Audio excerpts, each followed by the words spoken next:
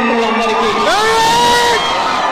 ఈరోజు మీరు కాలేజీ చివరి రోజుగా వీడ్కోలు పార్టీ తీసుకున్నందుకు చాలా విచారకరంగా భావిస్తున్న నేనైతే పర్సనల్గా.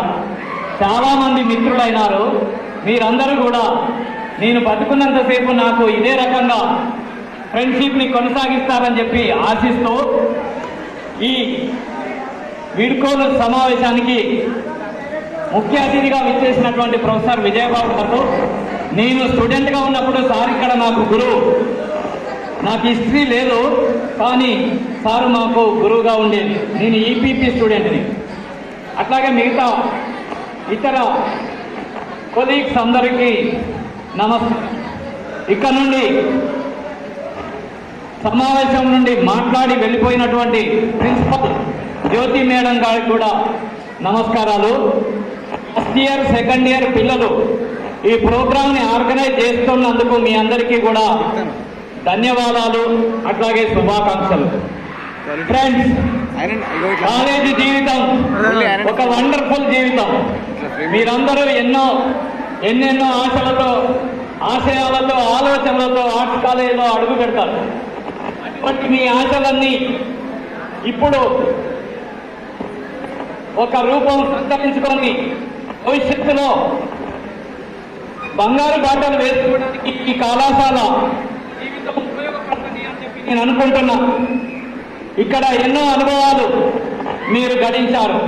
ఎంతో మంది లెక్చరర్స్ యొక్క పాఠాలు విన్నారు. ఏ పాఠాలు మీకు ఉపయోగపడతాయి, ఏ రకంగా మీరు వాటిని ఉపయోగించుకుంటారు, భవిష్యత్తులో ఏ దారిలో వెళుతారు అనేటువంటి అంశం చాలా ముఖ్యమైనటువంటి అంశం.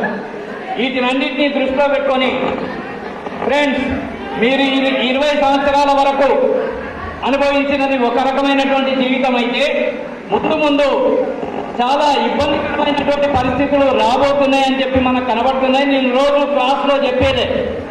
కాబట్టి ఇక్కడ కూడా మళ్ళీ అదే చెప్పి మిమ్మల్ని బోరు కట్టించదలుచుకోలే. ఒక చిన్న స్టోరీ చెప్పి నా స్టూడెంట్స్ అంతా కూడా ఈ స్టోరీని అర్థం చేసుకొని భవిష్యత్తులో మీ జీవితాన్ని దీనికి అనుగుణంగా మలుచుకుంటారని చెప్పి నేను ఆశిస్తున్నా. ఒక హైదరాబాదు లేకపోతే ఢిల్లీ లేదా బొంబాయి, మద్రాస్, కలకత్తా లాంటి పెద్ద పెద్ద నగరాల్లో ఒక సర్కస్ ఉందంట. ఆ సర్కస్ యజమాని జనాలందరినీ అట్రాక్ట్ చేయడానికి పులుల్ని తీసుకొచ్చి ఆడిపిస్తున్నాడు. కాబట్టి పులులు ఉన్నాయి మా సర్కస్లో అని చెప్పి అడ్వర్టైజ్మెంట్ చేయడం వల్ల చాలా మంది సర్కస్ చూడడానికి వచ్చేవారు. అటువంటి గొప్ప చరిత్ర కలిగినటువంటి జెమినీ సర్కస్ అది.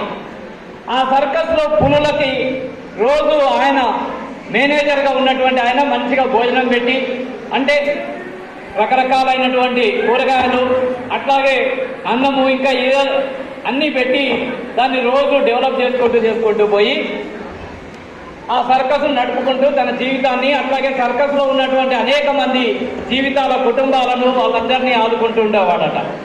అయితే కాలక్రమంలో ఏమైపోయింది, 40-50 ఏళ్ళు అయిపోయాక 1990 వచ్చేసరికి ప్రపంచంలో అనేక మార్పులు వచ్చినాయి, అట్లాగే దేశంలో కూడా అనేక మార్పులు వచ్చినాయి.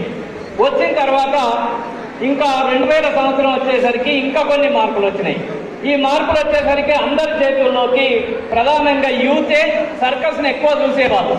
కాబట్టి యూత్ చేతుల్లోకి సెల్ ఫోన్లు వచ్చినాయి.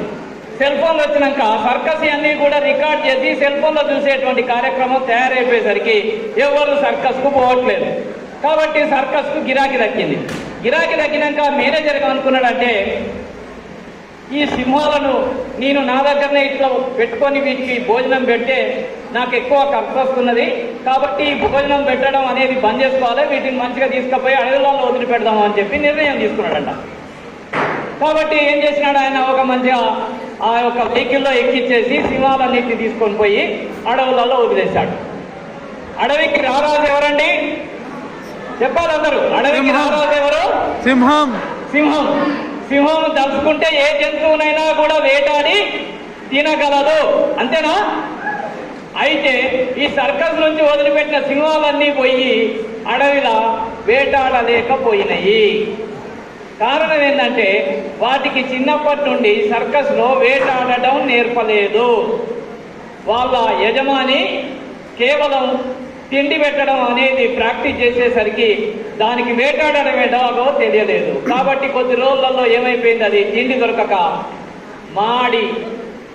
డొక్క మాడి అంటే కడుపు మాడిపోయి వీక్ అయిపోయి చనిపోయినాయట.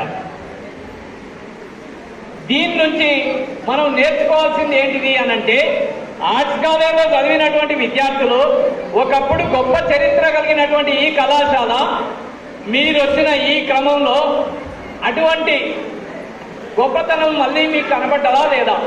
ఒకవేళ కనబడితే హ్యాపీ, కనబడకున్నా కూడా హ్యాపీగా దాన్ని రిసీవ్ చేసుకొని ఈ కళాశాల యొక్క స్మృతుల్ని నెమరేసుకుంటూ వీళ్ళు ఇక్కడ ఇచ్చినటువంటి స్ఫూర్తిని రగిల్చుకొని మీ జీవితానికి అప్లై చేసుకొని భవిష్యత్తులో మీరు మీ జీవితంలో విజయవంతులు అవుతారని చెప్పి ఆశిస్తూ, ఎన్ని కష్టాలు వచ్చినా కూడా ఇబ్బంది పడకుండా వాటన్నిటినీ కూడా అధిగమిస్తారని చెప్పి నేను ప్రగాఢంగా విశ్వసిస్తున్నా. కష్టాలంటూ మనిషికే వస్తాయి కాబట్టి వాటిని జయించగలిగే శక్తి కూడా మనుషులకే ఉంటుంది. జంతువులకు కష్టాలు రావు, అవి వాటిని ఎట్లా ఎదుర్కోవాలో వాటికి తెలివై. కాబట్టి మీరందరూ కూడా ఆర్ట్స్ కళాశాల విద్యార్థులుగా భవిష్యత్తులో